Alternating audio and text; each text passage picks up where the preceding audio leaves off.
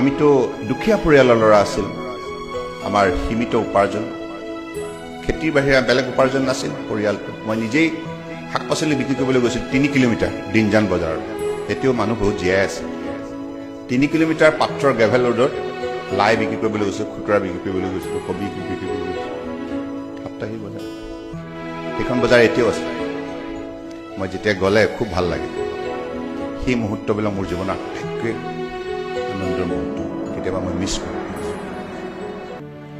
কষ্ট আছিল কিন্তু এটা আনন্দ আছিল গতিকে মানুহৰ জীৱনত সকলো সম্ভৱ পেলে ক'ৰ পৰা আহিছে পেলেৰ বেকগ্ৰাউণ্ড পঢ়িছে আপোনালোকে টেঙা বল খেলিছে হয়নে